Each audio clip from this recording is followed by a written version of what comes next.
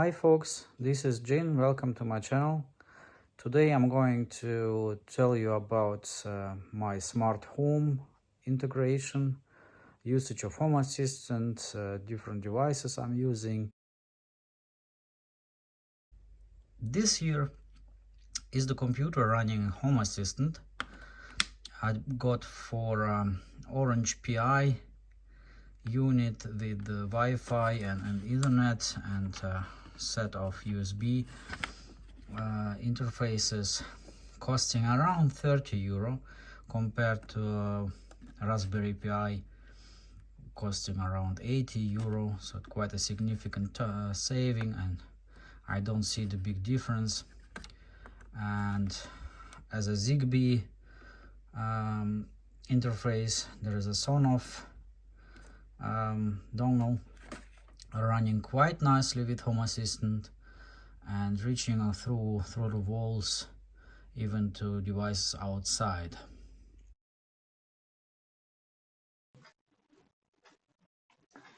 This is the interface of Home Assistant.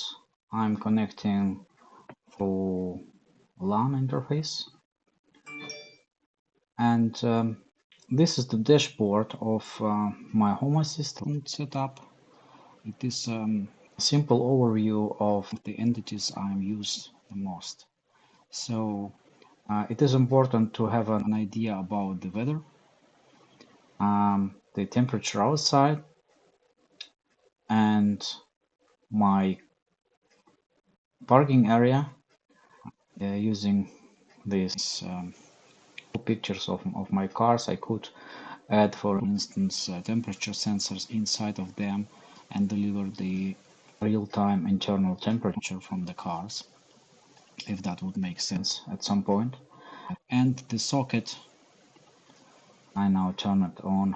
So now, for instance, the car outside is being heated through an electrical wire. Now I turn it off. There is also another smart socket outside, which is controlling the illumination. And indoor, I have 3 rooms, and the respective temperature is shown here. So the bigger room is colder. One room is a bit by 22.6. This room is a bit warmer because the chimney goes through that room. Within the stairs, I have the air conditioning or air heater, which I could control here and turn it on to different modi, like heating, cooling, or just fan, just circling the air. And on the ground floor, I have 2 temperature measuring units. Those 2 rooms are quite close. They do not really divided and deliver almost the same temperature. And in the entrance, so basically this is just a small room acting as an area where you can put off your shoes. It's not being heated, and the outer door is not new. The whole house is not new, so we'll lose some temperature here, and that's why it's now by 16 degree. There is a kitchen heater unit shown here. In reality, it is just a Zigbee smart switch connected to a classical electrical radiator, but I control it based on the temperature in the kitchen. So for instance, in the morning, if you go downstairs and it is quite cold outside and the temperature drops because we have quite many windows, the automation can turn this radiator for a small while until a specific temperature is reached, or timing out by a specific trigger. Besides, I do have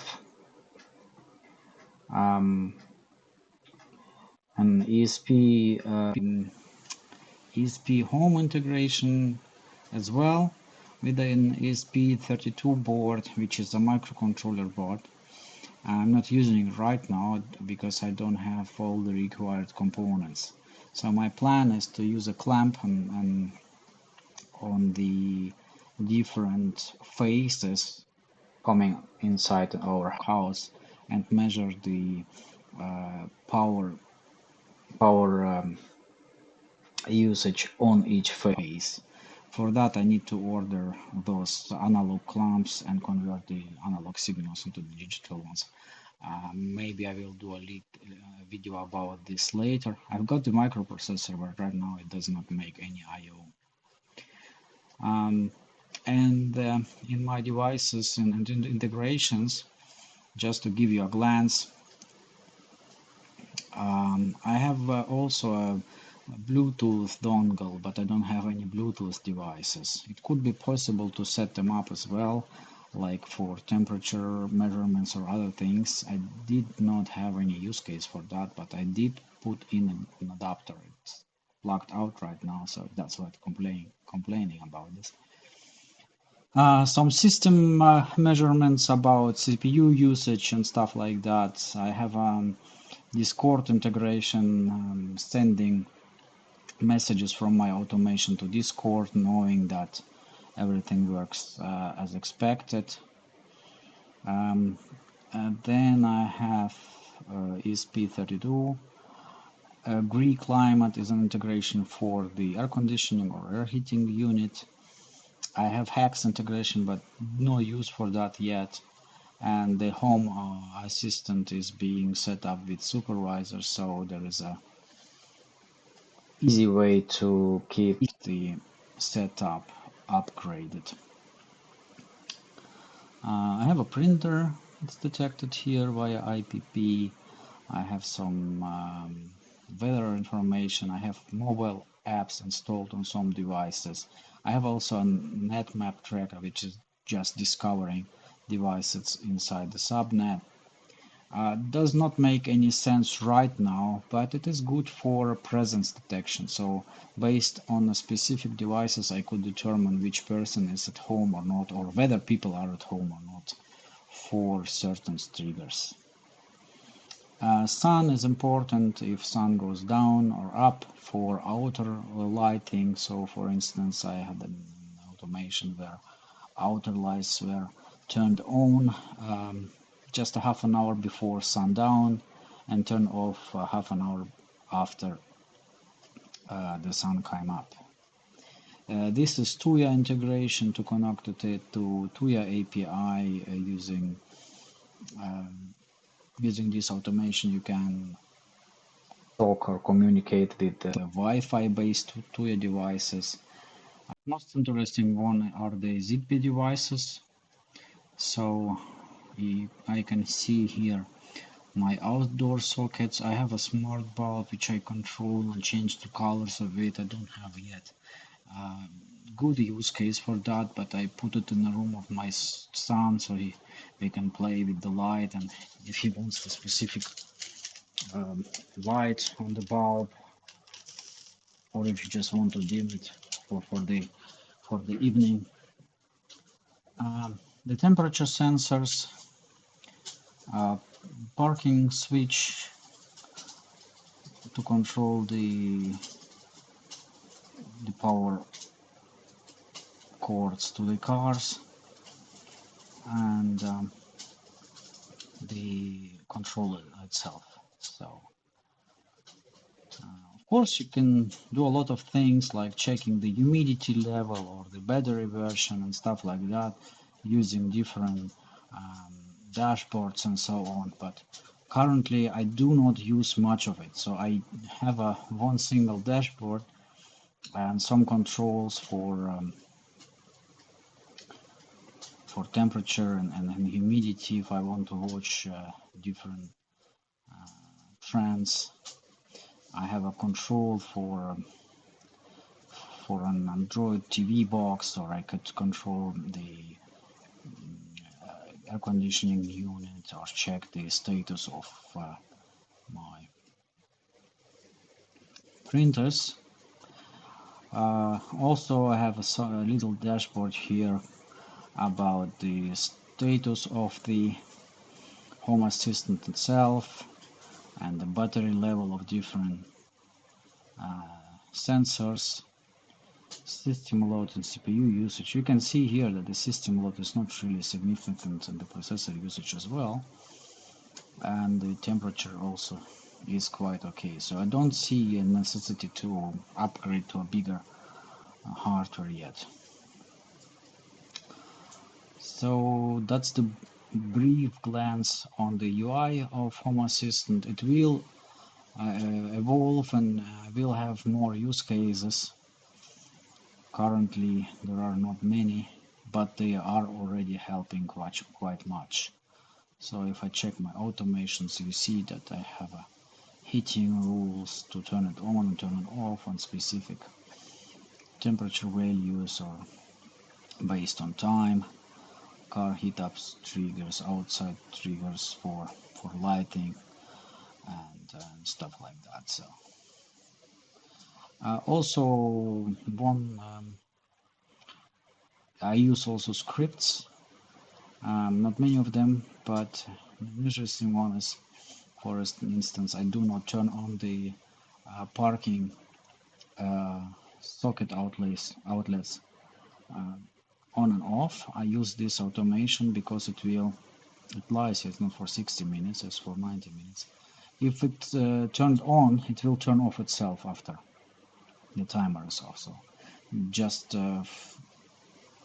for the sake not forgetting to turn them off again. So those scripts are quite useful. And this is a script for smart bulb. I just tested it a little bit, so I would have a number of different colors predefined.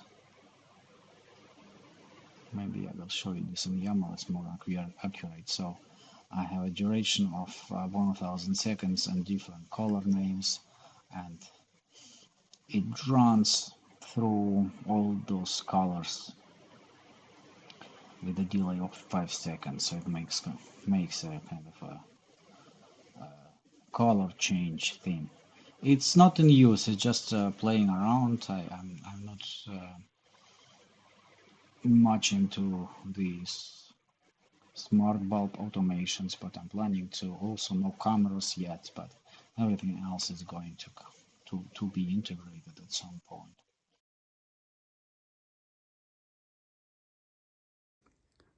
This is a heat pump which is producing hot air, exchanging it with the air outside. So basically works the same way as a air condition, just the other way around. And it is possible to heat with it, of course, producing some electrical costs.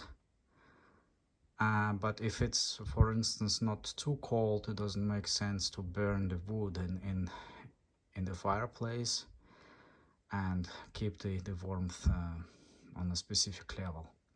However, if the fireplace is working, it heats up the bottom floor only. It does not have any water heating or heating some radiators. It's just no fireplace.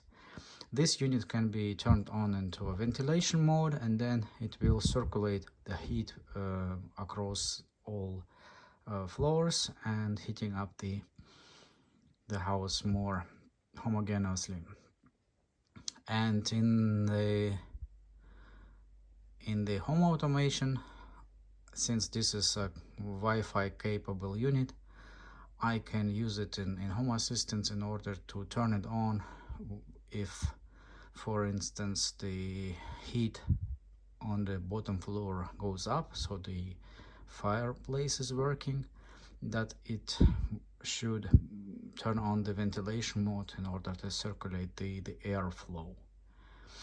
Another use case would be monitoring the temperature in the top floors, and if it falls too deep below a certain mark, it will turn it on and heat it up until a specific temperature is reached.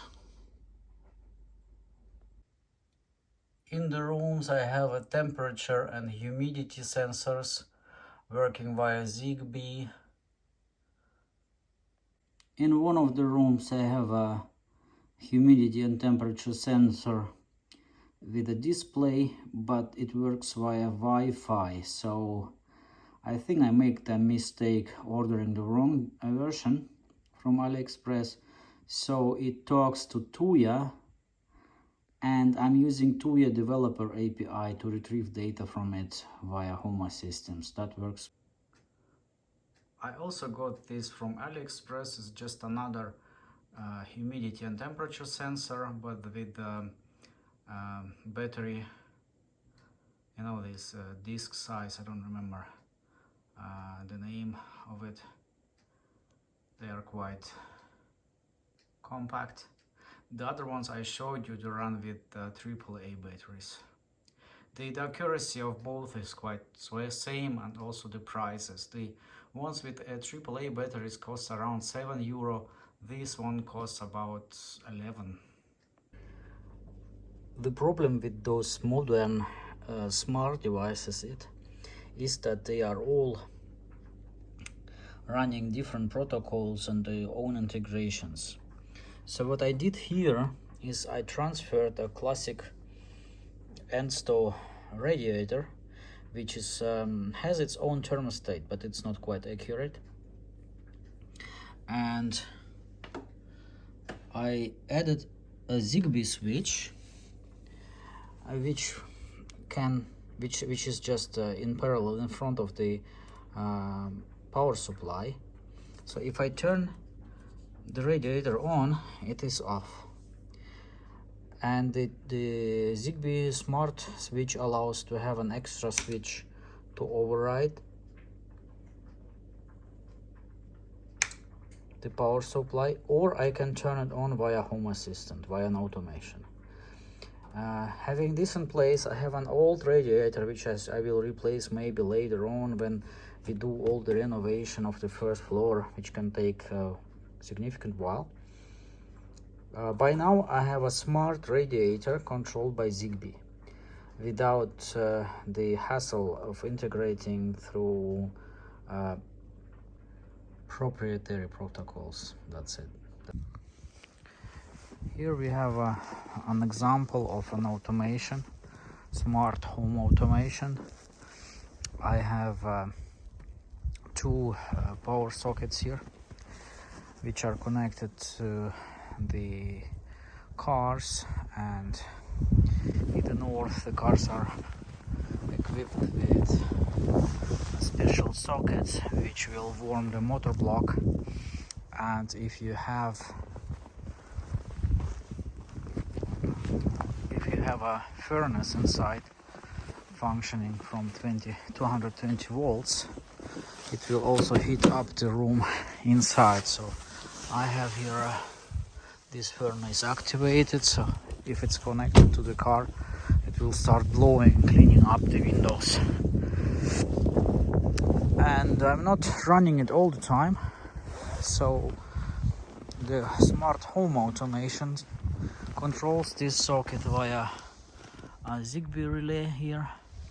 This is set up quite simple and temporarily because I'm planning to move this post a bit farther to the driveway entrance, and maybe have a couple of those posts on each side, preventing these cables on the floor. But this year I'm testing it out, and that serves the purpose quite okay.